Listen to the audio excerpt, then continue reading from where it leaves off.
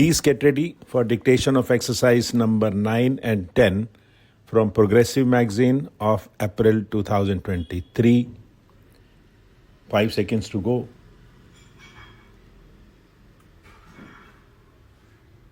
Start. Mr. Deputy Speaker, Sir, the recommendation on certain observations of the board with regard to the policy on children of our country is really speaking a very good outcome and a very good exercise.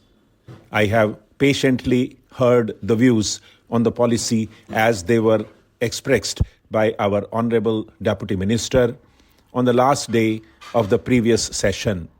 I also congratulated him for his attitude towards the children.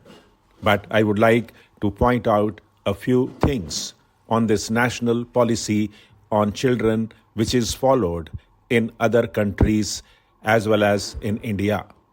In India, perhaps it is a known fact both from the point of view of religion and that of ancient thinking that the child is treated as God.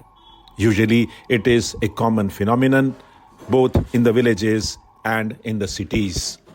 This symbolizes our devotion to children. It also indicates our expectations and our dreams about children.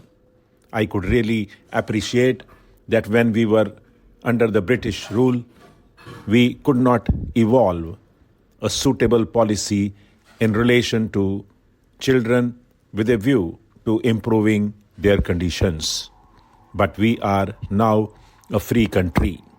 After taking oath as the Prime Minister of Free India, Jawaharlal Nehru never forgot to mention something about the children of India whenever he spoke, whether on the occasion of Republic Day, Independence Day, or any other occasion.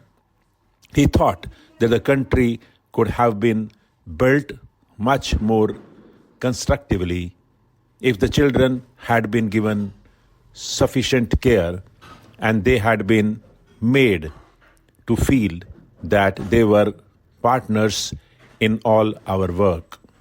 This was also the thinking of Lenin in Soviet Russia. Immediately after the revolution, Lenin used to speak about children on all occasions and say that they should be given due care. This resulted in the formation of the Young Pioneers Group for children between the ages of 6 and 14 in Soviet Union and other socialist countries. In all the socialist countries, this group is recognized, engineered, financed, and administered by the governments and given highest priority in the matter of development. Similarly, measures have been undertaken recently in Iraq also. While I was there recently, I could see that they have adopted the same policy.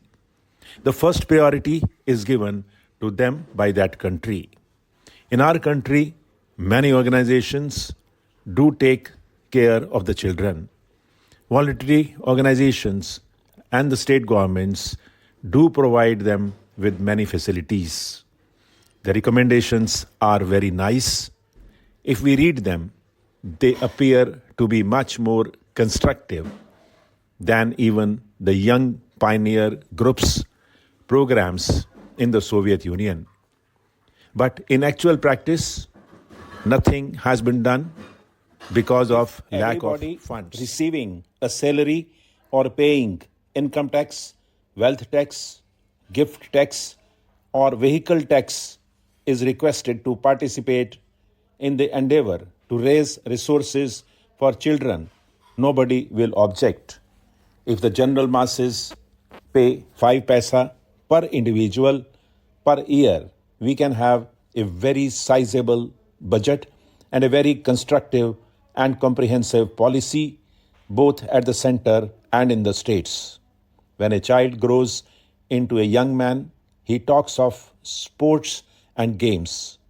Look at the budget allocation for sports and games, which would help the development of the mental and physical potential of the young of our country.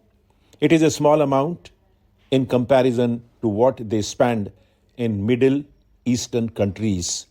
In a country having 100 crores of people, that is the second large population in the world, children and youth are not given any financial expenditure support by the government. There is no compulsory item of expenditure for the promotion of the moral and cultural agents of the children in the national sphere. This work has to depend on some social organizations.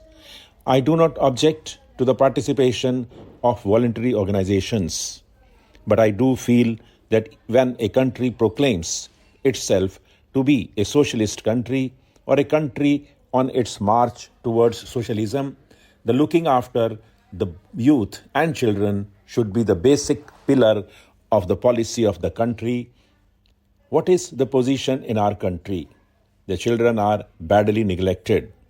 They do not know even their own parents. In the words of Jawaharlal Nehru, when a child is born in this country, it should consider the country as its mother, and the country should consider the children as their own. Do our children think of our country in that way now? Today, the looking after of children is done by the father of a church because they feel that is the way to serve God. Sometimes we give them prizes or we recommend their names to the United Nations, organization, or other authorities for the award of Nobel or some other prize. But do you think that a country like ours should depend on a father of a church for the welfare of our children? The moment a child is born in our country, it should be the responsibility of the country under our constitution and the rule of law as it obtains today. Stop.